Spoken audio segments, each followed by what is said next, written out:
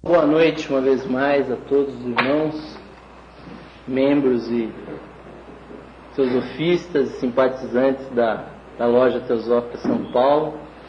É realmente com imenso prazer que nós estamos aqui nesse novo espaço, na rua Ezequiel Freire, 296, ao lado da estação Santana do metrô.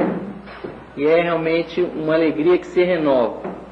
Uma alegria que já há 20 anos, desde que eu comecei a frequentar a Sociedade Teosófica e essa loja especificamente, lá quando funcionava na Anita Garibaldi, onde funciona ainda a Loja Teosófica Liberdade, muito bem presidida aqui pela nossa irmã, que está aqui presente, a irmã Rose, Seja bem-vinda também aos nossos trabalhos. E esse trabalho da Loja Teosófica São Paulo é uma obra, como muito bem colocou o irmão presidente, o irmão Ivan, uma obra que tem 86 anos e que provavelmente ainda perdurará por mais 86 anos. A nossa loja, quando se iniciou, na década de 20 ainda, vinda de irmãos teósofos do litoral da cidade de Santos, infelizmente, cujas colunas já se abateram, da loja Albor de Santos, mas há uma dívida, a dívida é tão grande dessa loja com o litoral de São Paulo, que ontem eu e o irmão Ismael estivemos lá na Praia Grande, dando continuidade aos trabalhos lá do Getz Tots. Então, para mim é uma satisfação muito grande dar essa primeira conferência, ainda mais por ser um assunto que é muito ligado à temática teosófica, que é o caminho do serviço. Eu gostaria, inclusive, de relembrar o próprio personagem que dá nome lá àquele grupo do litoral, da cidade de Praia Grande, que é Tots. Realmente uma das figuras teosóficas, podemos pôr assim, mais impressionantes, porque segundo a literatura teosófica, Tots viveu há 50 mil anos antes de Cristo. Ou seja, um personagem cuja influência e cujo pensamento teve tanta potência, teve tanta profundidade, tanta espiritualidade, que mesmo com o seu nome latinizado, como Hermes, até hoje ainda é sinônimo de assunto espiritual, de assunto esotérico, de algo hermético, de algo oculto, mas que ainda ressoa ainda pelo universo, os 7 princípios herméticos, que vão nos dar, por assim dizer, o liame pelo qual nós vamos abordar esse assunto. Dentre os 7 princípios herméticos está o princípio da vibração. A vibração, que é o princípio que indica que nada está parado no universo. Essa é uma das grandes ignorâncias que aquele santo homem, que depois ainda viria a ter muitas encarnações ainda como instrutor na humanidade, mas quando ele foi o grande hierofante egípcio, e ficou conhecido como 3 vezes grande, por ser ao mesmo tempo legislador, por ser governante e ser hierofante dos mistérios, o Tote Hermes, ele estabeleceu exatamente que existe um movimento cósmico ininterrupto. E o ser humano, ele faz parte desse movimento. Nada está parado no universo. Tudo é, na verdade, vibração. E, obviamente, com os outros princípios, o princípio da correspondência, o que está em cima é idêntico ao que está embaixo, o princípio da polaridade, e todos os outros, os 7 princípios herméticos, davam um arcabouço para uma civilização que viveu uma vida plenamente espiritualizada. Agora, era uma vida muito diferente dessa que nós vivemos hoje no mundo. Provavelmente, para que o mundo atingisse essa dimensão material que nós temos, né? Se nós imaginarmos essa cidade que tem o mesmo nome que essa loja, né? Que é o estado de São Paulo, que, né, o nosso governador Alckmin está comemorando que já teve o seu habitante de número 40 milhões, ou seja, o estado de São Paulo tem mais habitantes do que todo o país da Argentina, e tem um produto interno bruto também maior do que um país inteiro, que é esse nosso país irmão.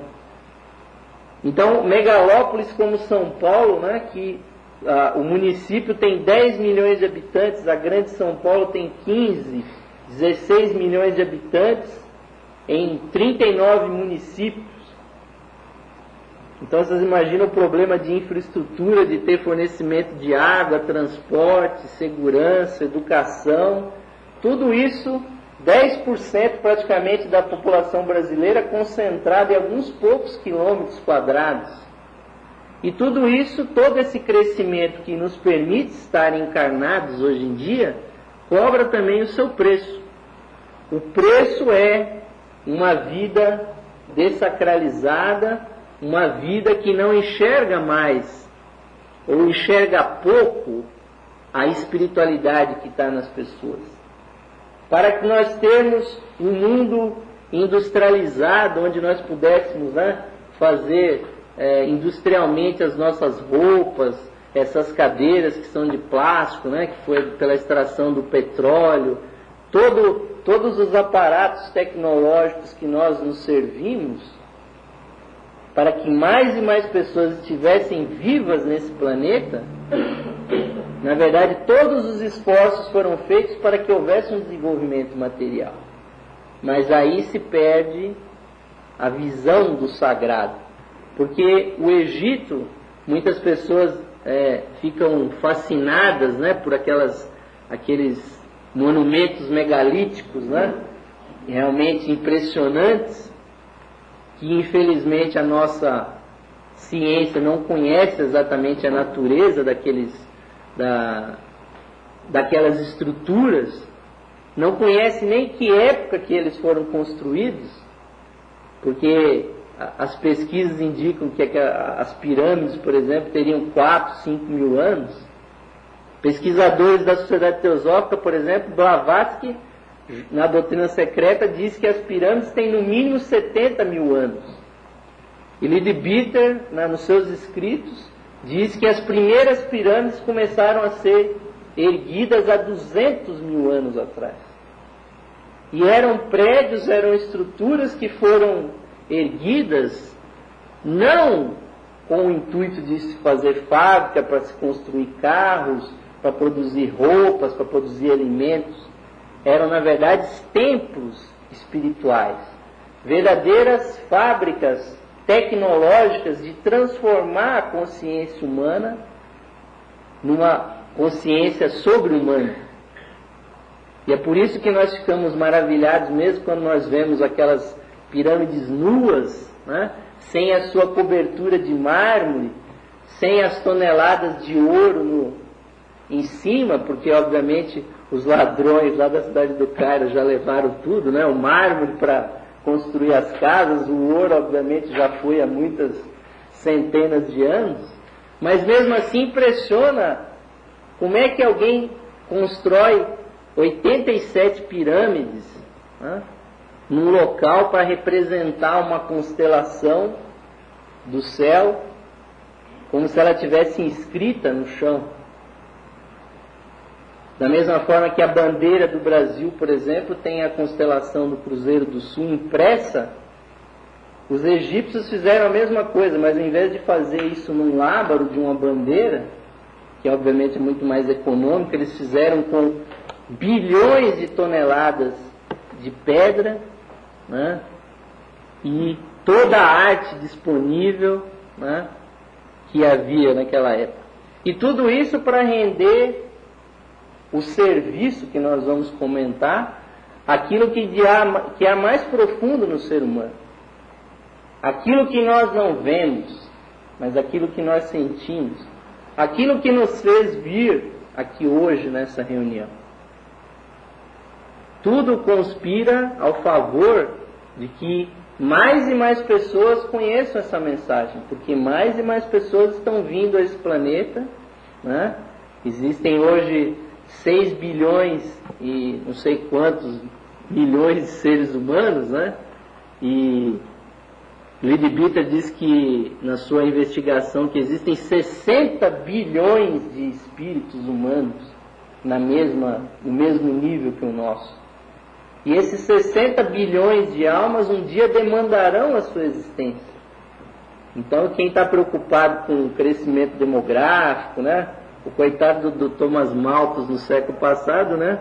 Fez aquelas previsões, aquelas profecias, né? Já que vocês falaram de profecia, né? Aquela profecia que não haveria alimentos para dar para todos, né? Mal imaginavam eles que haveriam de ser inventados tratores, que haveriam de ser inventados computadores para calcular o transporte, a produção daqueles alimentos, né? Mas isso tudo é o aspecto material e o aspecto espiritual. A Sociedade Teosófica ela veio ao mundo, né, em 1875, justamente para preencher uma lacuna que Blavatsky, né, percebeu a decadência, principalmente no Ocidente, da igreja, né, cristã, que já não tinha mais uma ascendência sobre o pensamento moderno, e por outro lado um materialismo que, né, negava a tudo e a todos. Então era necessária ali uma informação sobre a espiritualidade. Então foram estabelecidos esses 3 objetivos que o Ivan acabou de colocar, que na verdade quem participa aqui da Sociedade Teosófica conhece, já viu isso escrito nas nossas revistas, né? Que esses 3 objetivos eles podem ser desenvolvidos através de 3 práticas. E na verdade isso é a correspondência com os princípios herméticos. Porque se tudo é vibração, então o ser humano não pode ficar parado. Na verdade nós não estamos parados aqui. Esse planeta não está parado, né? Esse planeta está indo nessa direção aqui, né, a 400 metros por segundo. Então nós estamos aqui muito mais veloz do que qualquer jato, até do que um tiro de bala, fazendo a rotação. Esse planeta, quer dizer, aonde nós estamos aqui parados aparentemente, está circulando o Sol a 30 km por segundo. Vocês imaginam só que loucura, que viagem que nós estamos fazendo? E essa estrela ao qual o nosso planeta está gravitando está circulando ao redor do centro da galáxia a muitos e muitos milhares de quilômetros por segundo. E quem se dá o trabalho de ir lá, como eu fiz, de fazer um curso de astronomia, né, descobre que na verdade esse planeta ele faz 14 movimentos complexos no firmamento. Você tem que estudar até com regra de cálculo lá e computadores para saber, até balançar esse planeta, balança quando ele está fazendo a sua translação, a sua rotação. E cada um de nós que aparentemente está aqui sentado, né, pelo menos vocês, né, eu estou falando, né, vocês estão aí sentados quietinhos, né, falando assim, quanto tempo será que esse cara vai falar, né, porque obviamente que E isso quer dizer que vocês estão sentindo o que eu estou dizendo? O ser humano não foi feito para ficar parado no lugar. O ser humano foi feito para agir. Foi feito para agir de acordo com o princípio da vibração. Cada um de nós tem que ter uma ação, uma vibração de acordo com a sua natureza. E os hindus, que são um povo mais antigo, provavelmente mais sábio, por terem vivido mais, eles colocavam isso em 2 princípios fundamentais. O princípio do karma, ou seja, o princípio da ação. Karma, a palavra karma do sânscrito quer dizer ação. É óbvio que, infelizmente, o conceito popular que existe no Ocidente é que o karma é alguma coisa que está voltando para a pessoa, um bumerangue que a pessoa jogou décadas atrás e que retorna para a pessoa. O karma não é isso. O karma é o que nós estamos fazendo aqui agora. É óbvio que vai ter o retorno. A toda ação tem a sua retribuição. Mas mais importante do que a ação, que é o princípio do karma, é o princípio do dharma. Ou seja, de que dentro do ser humano existe uma natureza que precisa desabrochar. Cada um de nós tem um dharma, ou seja, um dever, para ficar mais fácil, né, para nós não ficar falando sânscrito. Existe um dever intrínseco em cada um de nós que precisa ganhar o mundo das ações. É por isso que muitas tradições, como a tradição maçônica, né, porque nós estamos aqui sobre um templo maçônico, onde se reúnem várias lojas, né, o maçom conclui que a vida é uma grande obra que foi projetada pelo grande arquiteto do universo. E cada um de nós é um artífice, é um pedreiro dessa grande obra. Mas a cada um de nós compete um trabalho diferente. Se a um compete assentar um tijolo, a outro compete passar a tinta na parede. A um compete medir o esquadro e ao outro a conferir o prumo. Então cada um de nós, e cada um de nós vem a essa sociedade, né? Com exceção da Ana Lúcia, que ainda está só com 5 anos aqui, está quase dormindo já aqui na primeira fila, né? Mas todos nós somos pessoas que queremos nos conscientizar desse Dharma, né? Ou seja, que há uma natureza. Então cada um de nós precisa agir.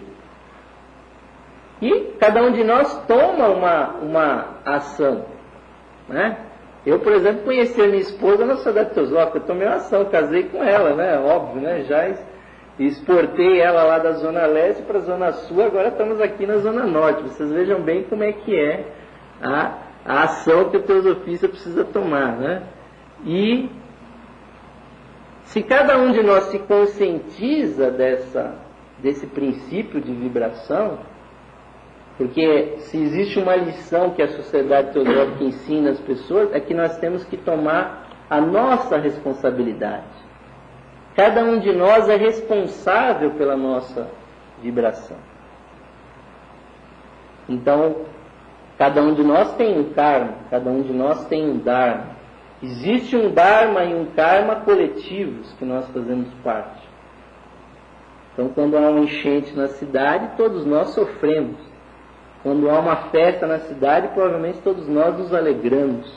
Quando há sofrimentos, como infelizmente irmãos nossos teosofistas sofreram com aquele furacão, né, Katrina, que a gente acha que não tem nada a ver com a gente, mas muitos e muitos irmãos teósofos tiveram as suas casas inundadas, né, e arrasadas lá nessa fúria da natureza que atinge, praticamente quase extingue uma cidade.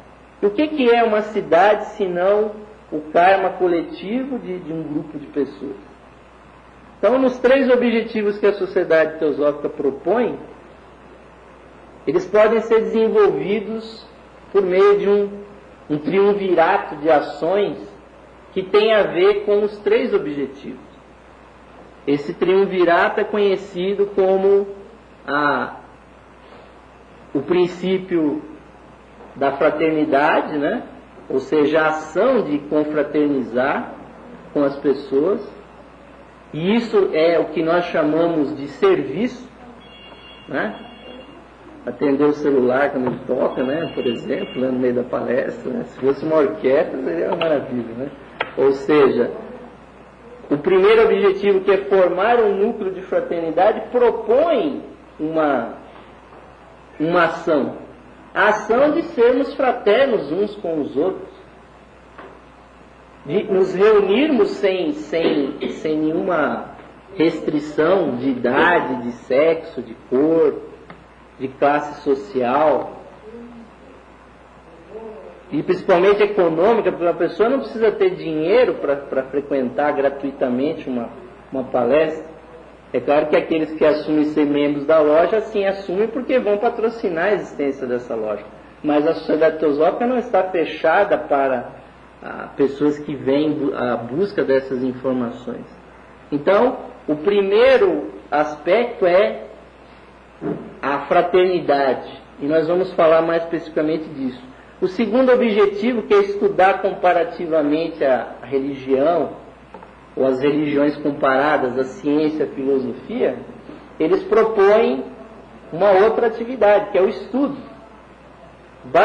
Grandemente, a atividade da vibratória da Sociedade Teosófica são atividades de estudo. As pesquisas dos membros que são trazidas aqui. E o terceiro objetivo, que seria aquele objetivo mais esotérico, né? Ou seja, investigar as potencialidades ocultas do ser humano, as leis ainda não explicadas na natureza, elas só podem ser feitas através da meditação. Por isso que nós propomos uma meditação aqui antes das reuniões. E óbvio que uma meditação coletiva é muito diferente do que uma meditação que a gente pode fazer em casa, né? Com mais tranquilidade, com mais silêncio, né? Às vezes numa situação, numa cadeira mais confortável, né? Num horário mais adequado. Então, esse tripé de serviço, estudo e meditação são as três grandes chaves vibratórias que a Sociedade Teosófica propõe. Cada um de nós, como membros, como simpatizantes, na verdade vai lançar mão dessas três atividades. E mais especificamente o serviço, que é a pessoa entra lá na loja teosófica virtual e vê lá, vai ter uma palestra sobre o caminho do serviço, né? Então, a pessoa pode imaginar, mas o que esse cara vai falar nessa palestra, né? Pode ser que ele vai propor lá uma agência de emprego, né? O caminho do serviço, onde é que nós vamos trabalhar, né? A pessoa não tem obrigação de saber o que é o caminho do serviço. Porque o serviço, né? Ou o trabalho, né? Por exemplo, da maçonaria fica até mais evidente isso, né? Porque se propõe a construção, a obra, né? A lapidação de uma pedra bruta que é cada ser humano. Agora, na Sociedade Teosófica, que é uma sociedade mais de estudos, né? O que pode ser esse serviço? O serviço, ele é a expressão mais clara do princípio de fraternidade. E ele é, na verdade, uma atitude que a pessoa toma quando ela consegue descobrir, dentro da sua natureza e dentro da formação psicológica do indivíduo, que apesar de cada um de nós aqui ser uma individualidade, ser uma personalidade, na verdade nós estamos todos conectados com uma realidade única. Nós estamos todos ligados a uma mesma raiz espiritual. E, na verdade, existe uma grande ilusão, uma grande heresia, que é a heresia da separatividade. De que eu estou separado de vocês, né, e que nós estamos separados entre nós. Ou que nós estamos separados do resto da humanidade. Ou que aqueles furacões que estão passando lá no Golfo do México não tem nada a ver com a gente. Tem a ver com a gente, sim. Abençoados somos nós que estamos aqui num país que tem uma geografia, né, tão antiga, né, da época da Atlântida, que aqui os morros já não tem nem mais de 800 metros de altura, e já não tem nem terremoto mais, porque a terra já se assentou, e tirando o pessoal lá de Santa Catarina que está passando lá uns ventos mais fortes lá, nem furacão, nem terremoto nós temos aqui, não tem vulcão, não tem nada. Nós é que temos essa sorte, de vez em quando cai uma chuva mais forte aí, e quem acaba morrendo é quem está morando lá na beira do rio, né? Até por não ter onde morar. Mas nós temos a ver sim com essas pessoas. Nós estamos ligados uns com os outros. Então, quando a pessoa cai nesse estudo, ela percebe o quê? Nós acabamos percebendo que há duas atitudes muito marcantes dentro da trajetória da consciência da pessoa. É uma quando a pessoa está indo para o mundo, quando ela nasce, ela cresce, então ela busca desenvolver essa personalidade separada, essa individualidade também, e que lá na Índia é chamado o caminho da ida, né? Me corrija aí o Salvador aí que fala mais sânscrito do que eu, né? Mas é o Pravritti Marga, ou seja, o caminho da ida, onde a pessoa está querendo para ela. Ela quer, primeiro, quando ela é criança, ela quer ter os brinquedos, ela quer ter as revistas, quer ter o colégio, quer ter os objetos, depois ela vai crescendo, tem uma profissão, ela quer uma casa, ela quer uma família, ela quer uma casa maior, quer um carro, depois quer 2 carros, depois quer uma casa na praia, quer uma casa no campo, aí quer uma casa em Miami, aí quer uma casa não sei aonde, a pessoa fica, né? Quer, na verdade, assim, esse caminho de quer, a pessoa está assim, vivendo aí no mundo. A gente sabe que o mundo hoje é um mundo de desigualdades. Porque aparentemente não há objetos e não há riquezas suficientes para todos. Isso também é uma outra ilusão. A gente sabe que milhões e milhões de pessoas passam fome no mundo hoje.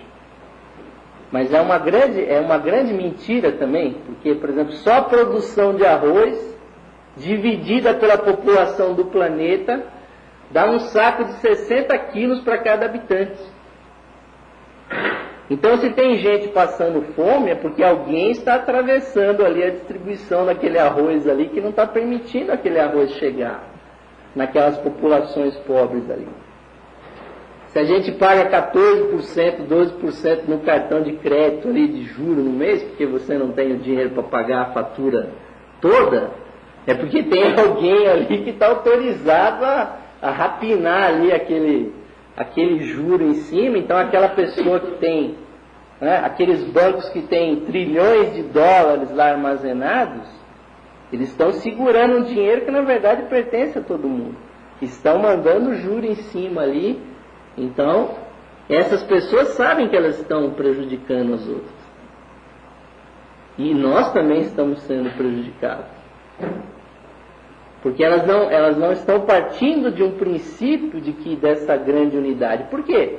Aqueles grandes banqueiros, aqueles grandes magnatas, donos de frotas de navios, né, de transporte, donos de empresas multinacionais, né, eles não estão nem aí que se a pessoa tem um princípio espiritual, não é que interessa se está, que nem o dono das Casas Bahias que está aí nessa, né, grande expansão, ele fala assim, eu compro por 1, vendo por 2, isso é que interessa, estou ganhando 1 de lucro. Não estou nem querendo saber se tem 6% de inadimplência, de 6% de pessoas que não conseguem pagar.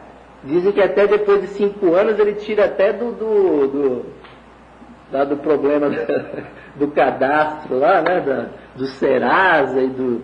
Qual é que é mesmo? O SCPC, como é que é lá? O CNPq, esqueci até o nome.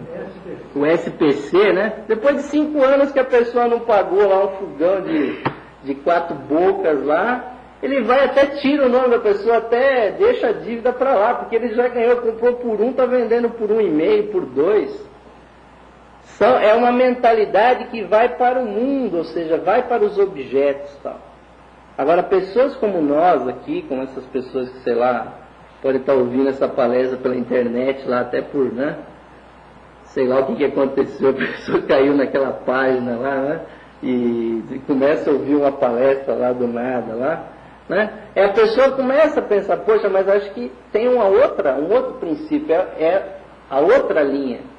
É o Nivritti Marga, ou seja, o caminho do retorno, o caminho da espiritualidade.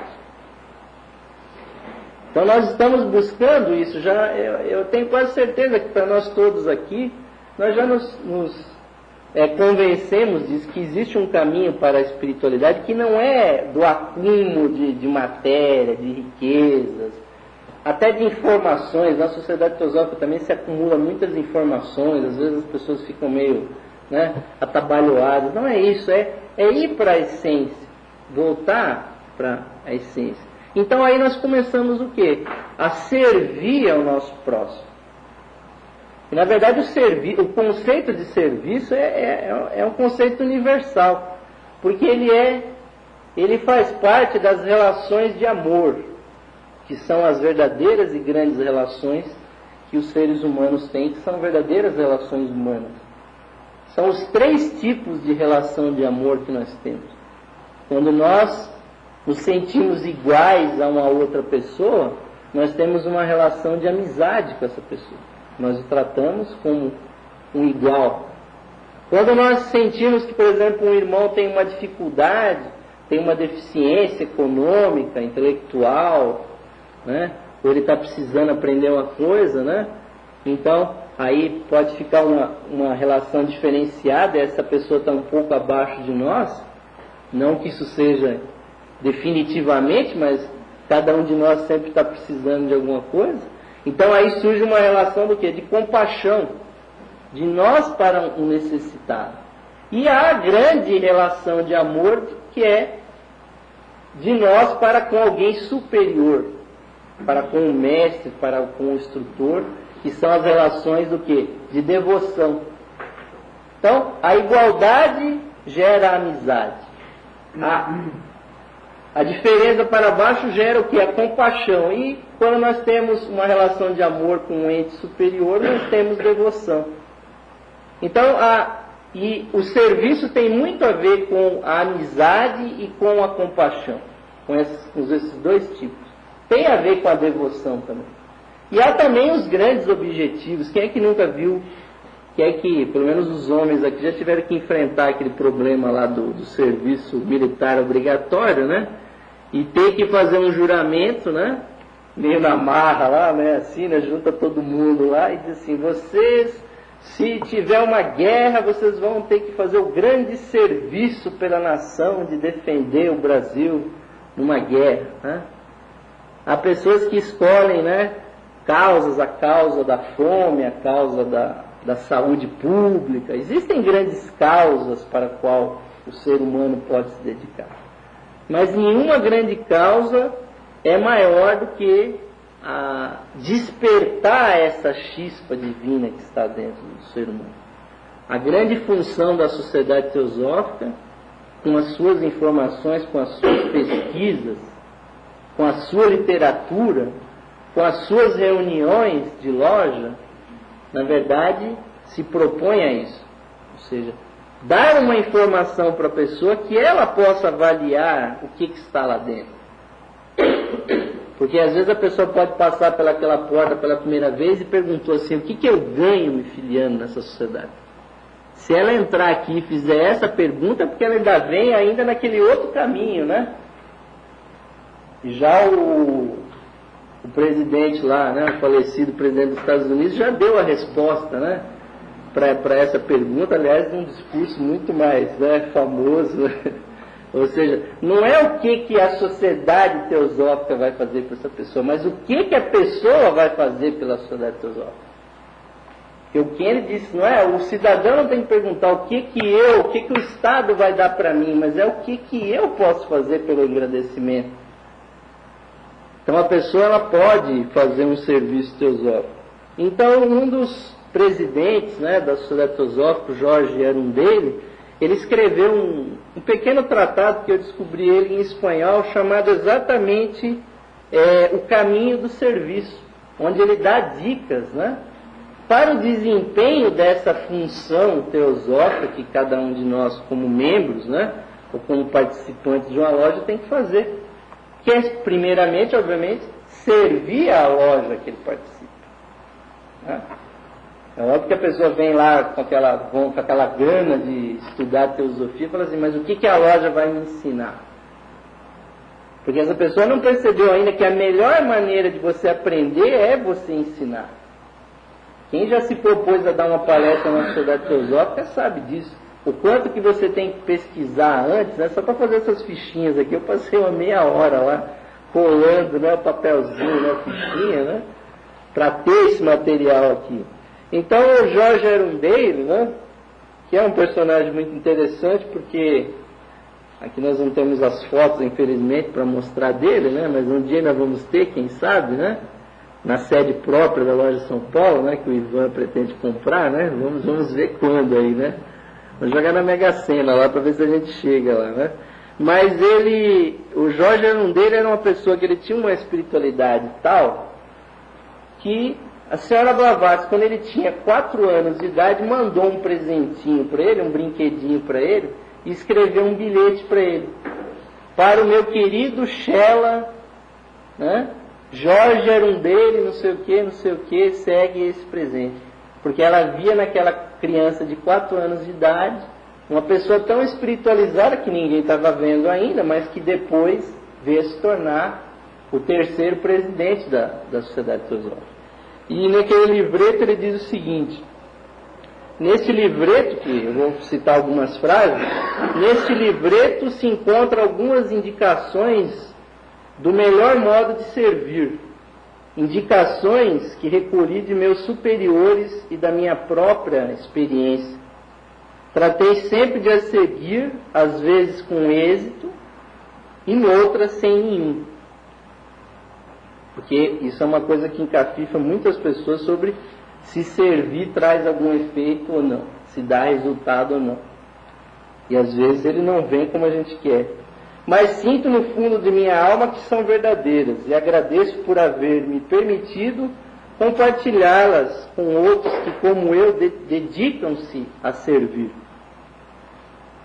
Então, as 3 regras fundamentais do serviço, que é o verdadeiro caminho do serviço que Arundelli estabeleceu, tem esses 3 princípios. Que a tua maior alegria seja trilhar o caminho do serviço. Vejam bem, aquela pessoa que se dispõe a se entregar a uma causa, qualquer que seja ela, tem que tirar a alegria de viver daquele serviço.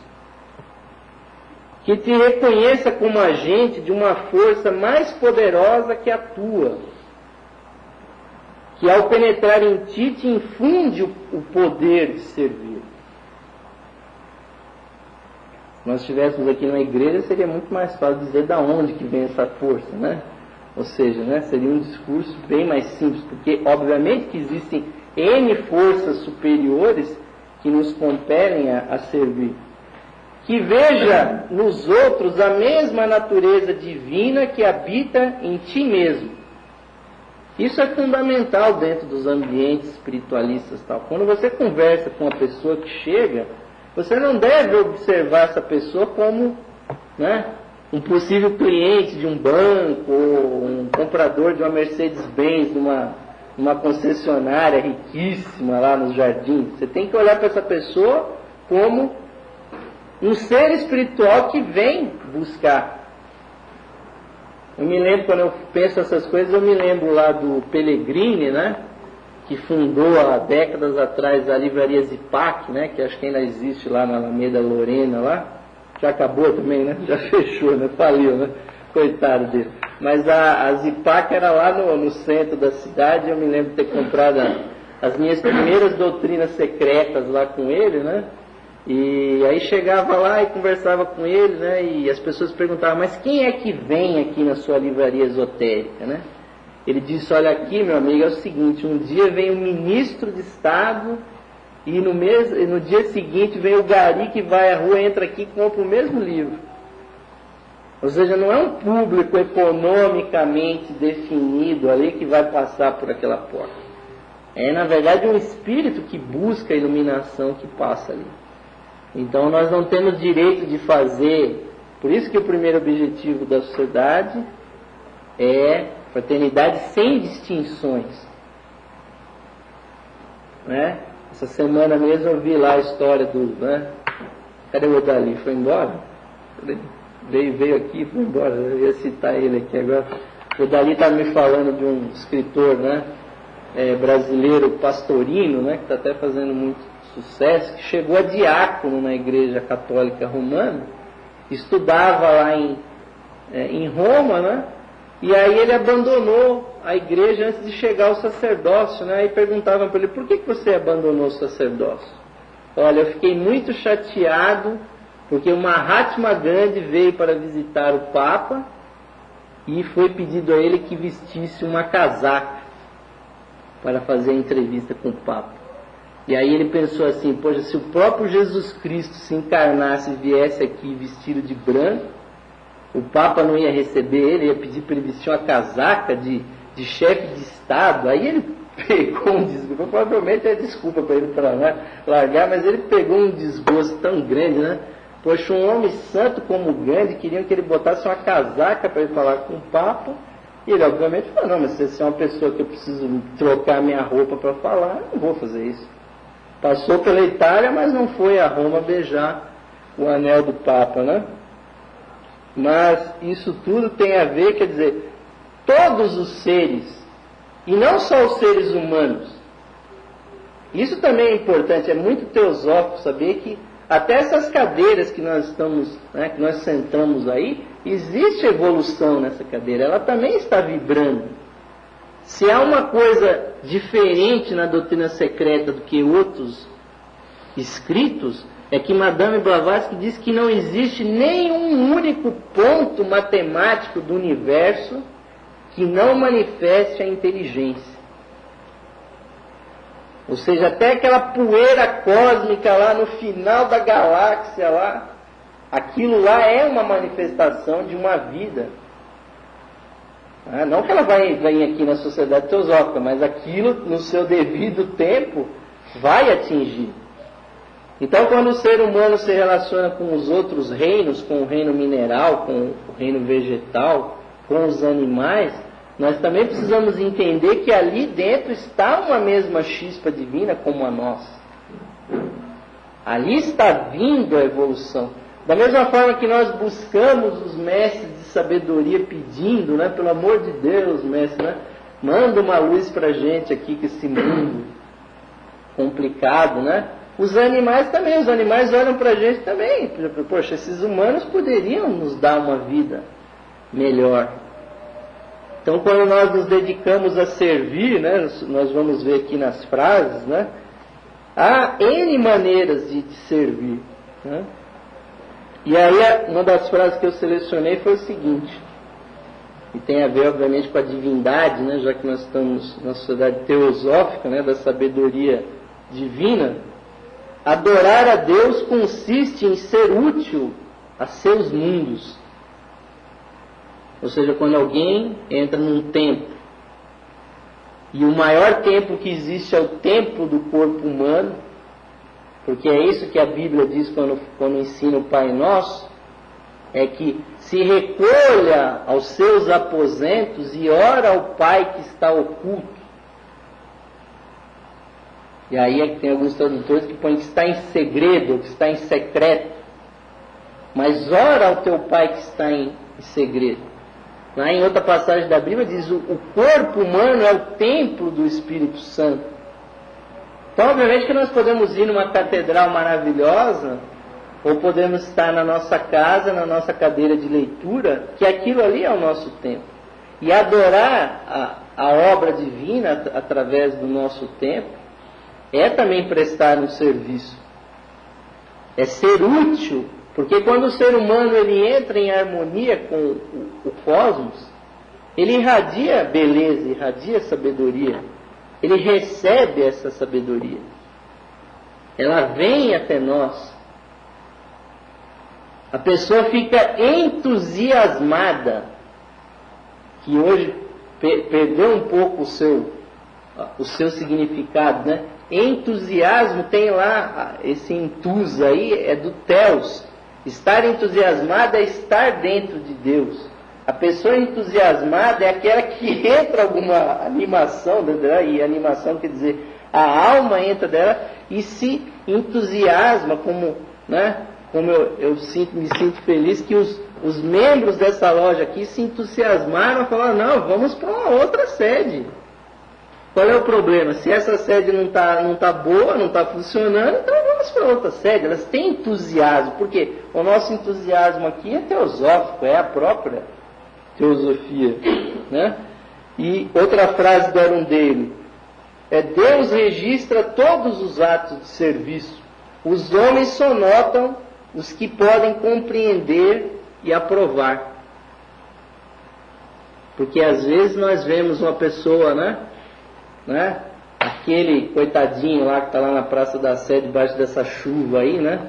Com a Bíblia na mão, tentando, né, salvar alguma alma lá, ele está prestando um serviço no nível dele. Então, às vezes, nós não aprovamos aquele serviço, ou não aprovamos, né, aquelas pessoas que vão para os países mais pobres, né, mais pobres até do que o nosso, e fazem lá suas missões religiosas. A gente pensa assim, poxa, essas pessoas são loucas, né? Vão lá para o meio da África, para o meio da floresta, vão para o meio do Amazonas lá, tentar pregar uma religião lá. Nós não aprovamos às vezes isso. Nós aprovamos aquilo, né? Chega a sua santidade, Dalai Lama, com toda a sua comitiva, e, né, as pessoas botam lá toneladas de incenso para ele, né? Ele não precisa daquilo. Ele não precisa, ele nem aprovaria aquilo. Ele converte isso aí em dinheiro e doa para uma entidade, né? Seria muito melhor. O único conhecimento que tem valor é o que nos aproxima de nossos irmãos na humanidade. Quer dizer, o conhecimento que nos faz mais humanos no sentido de amar, de servir, né? E o Mestre Jesus, lá na Bíblia, eu não vou me furtar, né, dar uma de católico liberal aqui, né, fazer uma citação bíblica. Jesus foi realmente a pessoa que deu dicas assim enormes de como trilhar esse caminho do serviço. Quando, né, há dois evangelistas que falam isso, né, lá em Mateus 20, né, quando ele diz assim: Jesus chamou-os para junto, sabeis que os governadores dos gentios os dominam, e os seus grandes exercem autoridade sobre eles. E disse para os apóstolos, né, porque as pessoas podem entrar aqui e achar, olha, o bom mesmo é ser presidente lá, sentar lá na frente, né, que ele que vai mandar em todo mundo, que vai fixar o preço da mensalidade, né, quanto que vai ser o estacionamento do carro, né, que acha que é uma estrutura de poder. A sociedade teosófica não tem estrutura de poder. Não tem graus, não tem, né, medalhinha, né? Ninguém vai ficar um em cima do outro. É uma estrutura horizontal. E Jesus falou para os seus apóstolos: não será assim entre vós. Antes, qualquer entre vós que quiser tornar-se grande, será esse o que vos sirva. E aí ele arremata, né? E aí qualquer um entre vós que quiser ser o primeiro, será o vosso servo. Ou seja, aquele que quiser ser o maior dentro do cristianismo, teria que servir a maior parte dos seus irmãos e cumprir.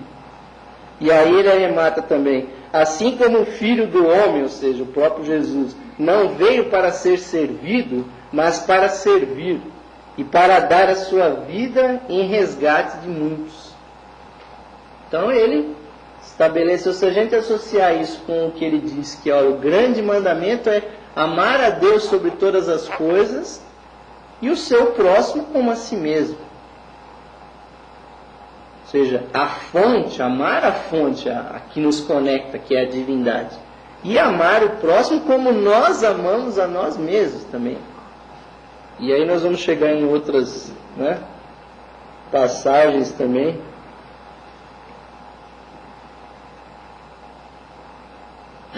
E aí também tem outras passagens interessantes, como em João 12, ele fala assim: se alguém me quiser servir, siga-me. E onde eu estiver, ali estará também o meu servo. E se alguém me servir, o Pai o honrará.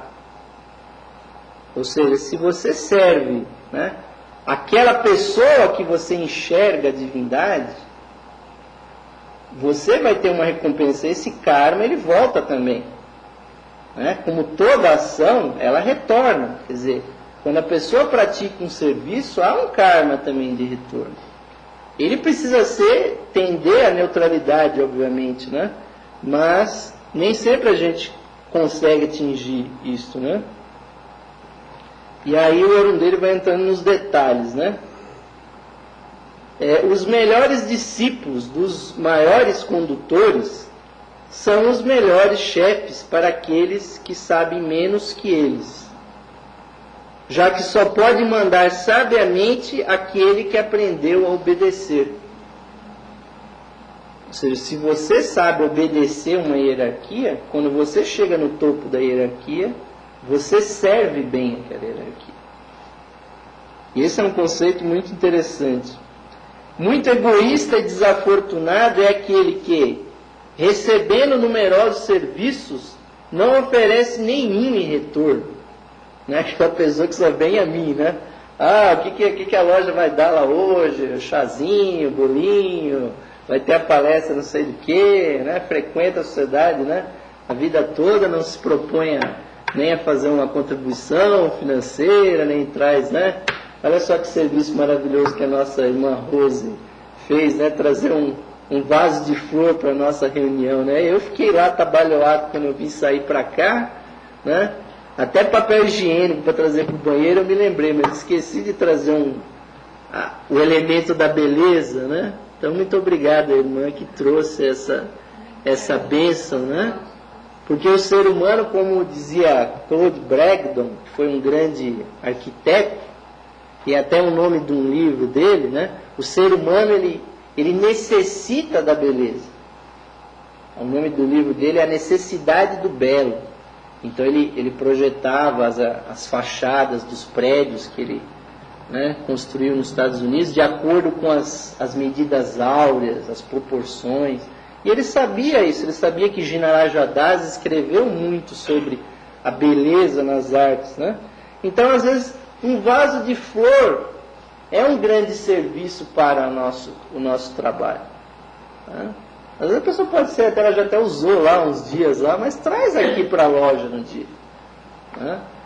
Traz algo que embeleze o nosso ambiente. Né? O grande trabalho teosófico é, obviamente, os membros estarem presentes. Até a própria palavra diz. O grande presente é estar presente, é ser presente na reunião. Assim como há amigos das horas felizes, também há servidores dos dias belos. Ou seja, às vezes o dia amanhece maravilhoso, a pessoa, o que eu vou fazer para mim? Ah, eu vou correr no parque, vou praticar esportes, vou fazer isso, vou passear, tal. Quem é que levanta de manhã com aquele sol maravilhoso e diz assim, quem que eu vou servir hoje? Que eu vou preparar uma palestra para dar aqui na loja, eu vou levar uma mensagem para alguém, pegar o telefone e ligar para uma pessoa doente, consolar num leito de um hospital, né? Tudo isso é serviço.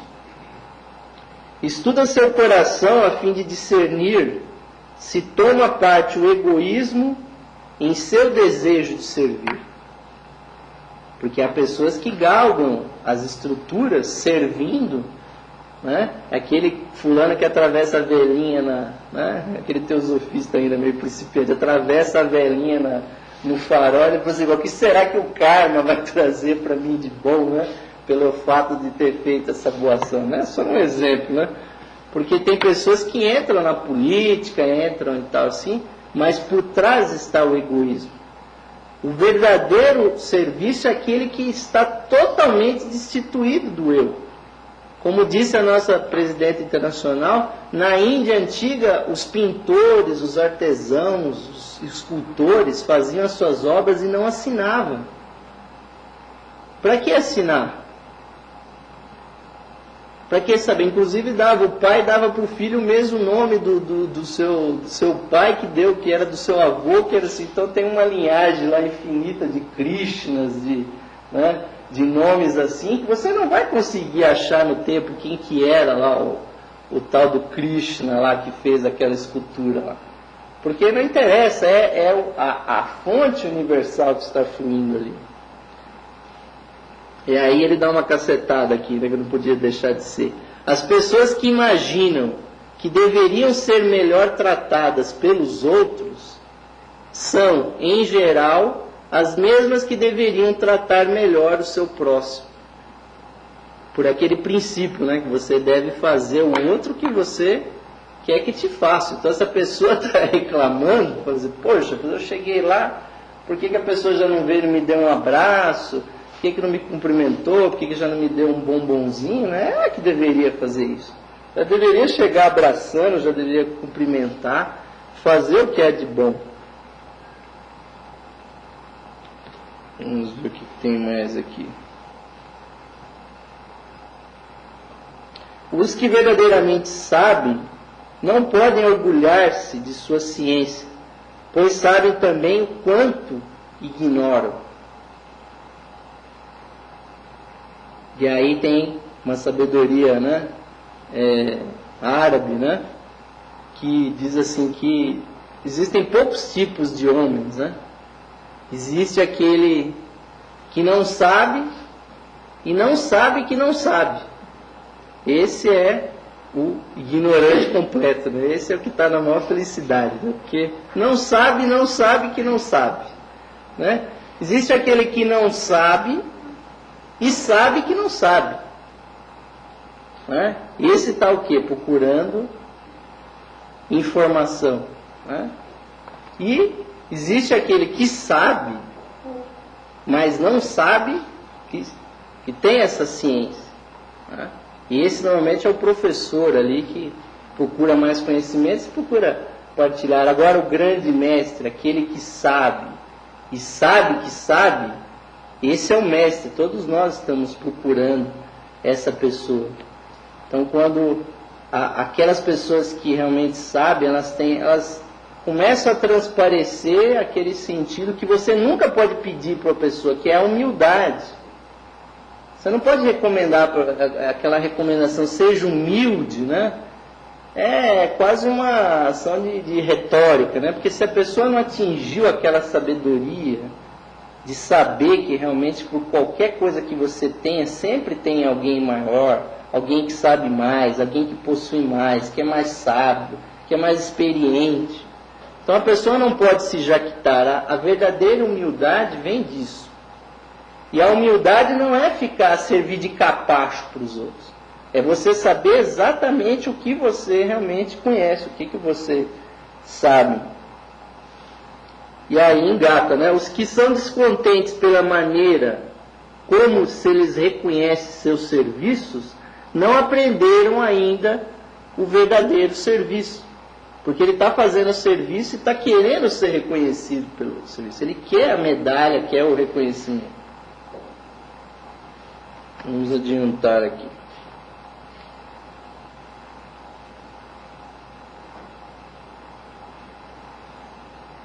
Nunca reclame o afeto daqueles a quem ama. Se seu amor por eles é sincero, cedo ou tarde penetrará em seus corações e a resposta não tardará. E se ele for passageiro, o retorno, né? O amor que retorna, é preferível que lhes evite a dor de saberem que seu amor se desvaneceu. Ou seja, aquela pessoa que chega para o outro e fala assim, você me ama, né? Aquele namorado, aquela namorada, você me ama, né? Isso é tipo a última pergunta que a pessoa deve fazer, porque o amor, o verdadeiro amor é a total ausência do egoísmo. Krishnamurti disse, né? Onde o amor está, o eu não está. Porque a pessoa está se entregando totalmente ao outro, a quem ela se devota, ao seu amado, à sua amada, ao seu mestre, à sua igreja, à sua loja teosófica, à sua loja maçônica, né? Ao seu partido político, né? Mesmo que seja o PT, né? Esse aqui hoje está lá, né? Mais por baixo do que... Né? Mas a pessoa sim, tem que se entregar e tem que anular o seu eu. Porque isso é um princípio tão profundo que às vezes a gente não consegue nem compreender. E aí também tem uma coisa, aquela pessoa que não serve, né? O Ismael está esperando eu falar aquela famosa frase, né? Que é um pouco violenta assim, né? Mas que aqueles que não vivem para servir, não servem para viver. É meio forte essa frase, né? Não podemos aplicar isso para todo mundo, né? Mas realmente tem pessoas E aí, vamos arrematar, muitos os que não têm tempo de prestar um serviço, né, ou seja, se dedicar para o outro, organizam-se de uma forma ou de outra para ter ocasião de receber o serviço. Isso é que é interessante. Ela não quer fazer, mas ela quer receber. Isso a gente percebe muito no ambiente.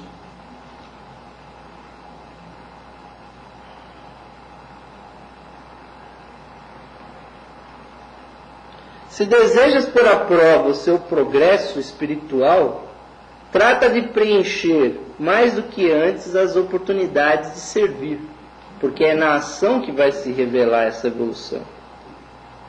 Quando criticas a forma de servir de outro, com certeza esquece que este auxilia a quem você não poderia auxiliar com sua maneira de servir.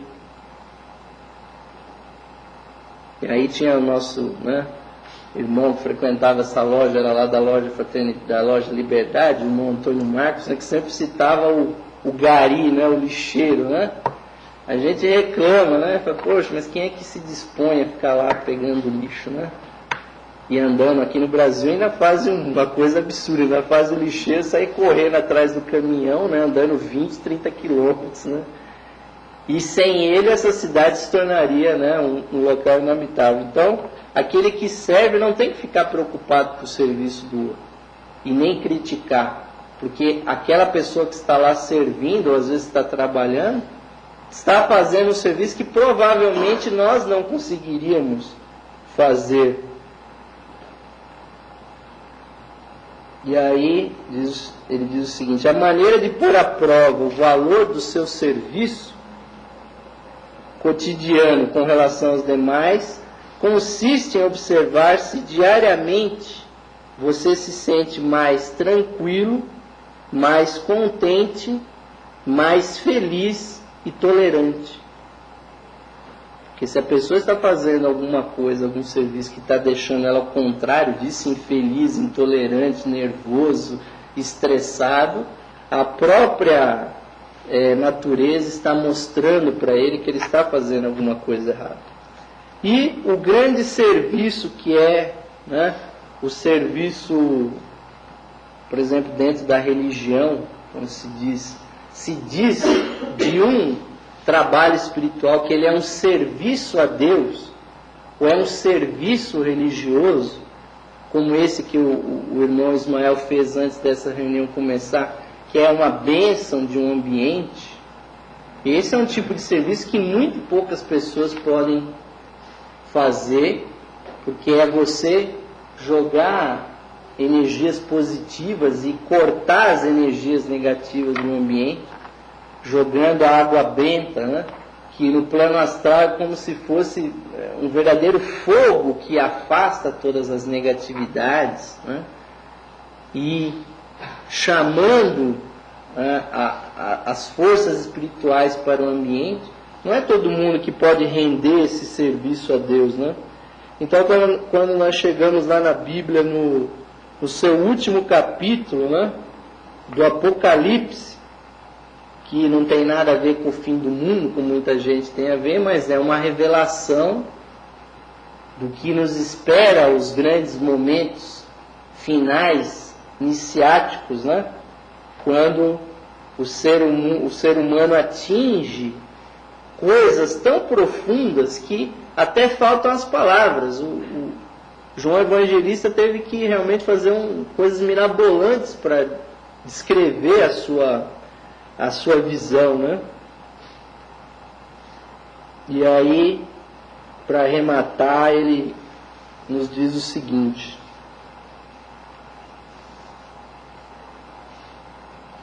ali não haverá jamais maldição, nela estará o trono de Deus e do Cordeiro, e os seus servos o servirão, e verão a sua face, e nas suas frontes estará o seu nome.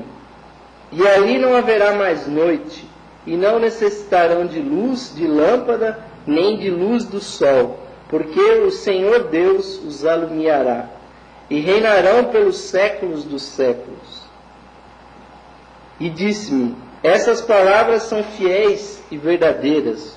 O Senhor Deus dos espíritos dos profetas enviou o seu anjo para mostrar aos seus servos, ou seja, aqueles que servem a obra divina, as coisas que em breve hão de acontecer. E isso não é uma profecia que está no tempo, no espaço. Cada um de nós, um dia vai passar o seu apocalipse, a sua revelação.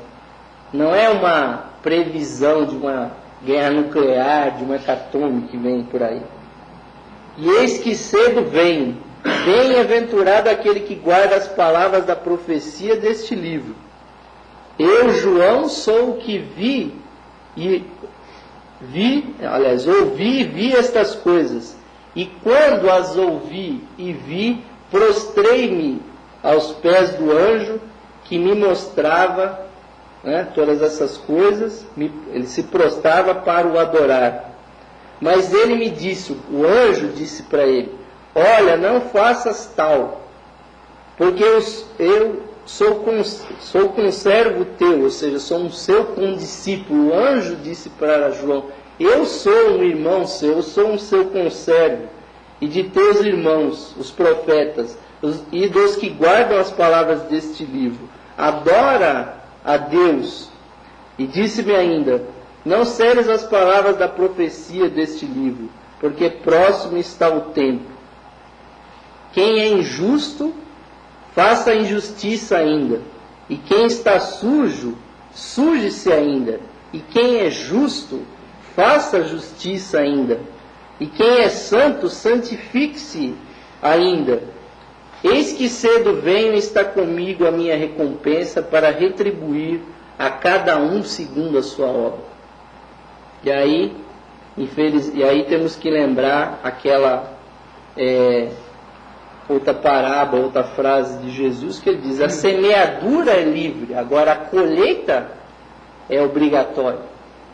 Então aquele que é injusto, que continue sendo injusto, mas ele vai aprender. É muito melhor ser justo, servir ao nosso próximo, e através de uma loja teosófica como essa, a gente conseguir aprender o que é viver uma vida de altruísmo. Blavatsky, sumarizou o ocultismo, que muitas pessoas têm uma fissura, com esses assuntos assim, o ocultismo e tal, O ocultismo é o verdadeiro altruísmo. A pessoa que consegue anular o seu eu durante uma ação, essa pessoa é aquela pessoa que sabe servir, ela consegue trilhar o caminho do serviço. Muito obrigado, meus irmãos, pela paciência, E se alguém quiser realmente fazer alguma pergunta, dividir os seus pensamentos com a gente, estamos à disposição.